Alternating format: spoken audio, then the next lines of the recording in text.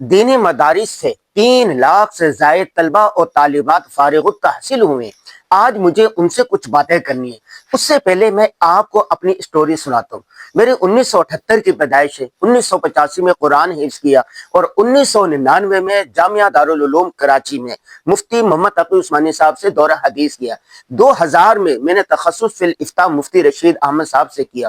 اس کے بعد 2006 میں کراچی یونیورسٹی سے ماسٹر کیا۔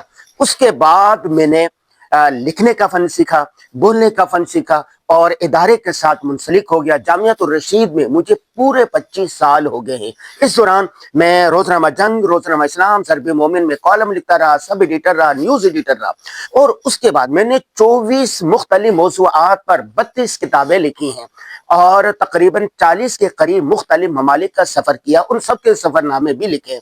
آن لائن میں کورس کرواتا ہوں، انور غازی اکیڈمی ہے اور ایک کمپنی ابھی بنائی ہے، Ghazi institute of journalism and media training, اس نام سے ایک کمپنی بھی ہے۔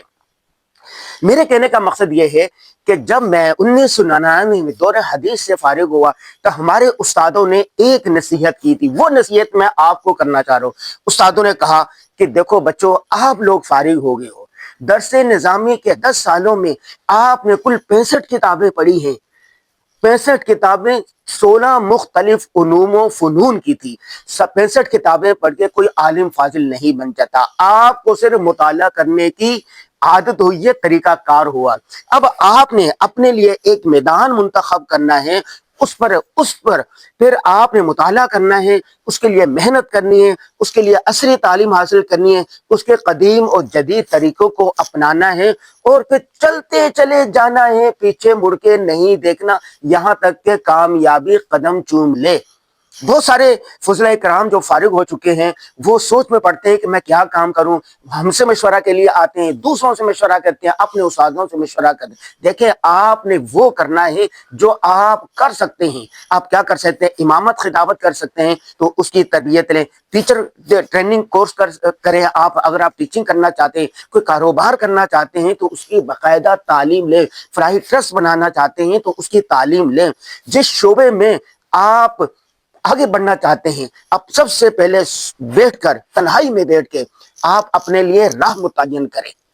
جب ایک راہ متعین ہو جائے گی، پھر محنت، انتھک محنت، مطالعہ اور مستقل مزاجی کے ساتھ اس میں جٹ جائیں، چلتے رہیں چلتے رہیں چلتے رہیں یہاں تک کہ اس میں آپ کامیابی حاصل کر لیں گے۔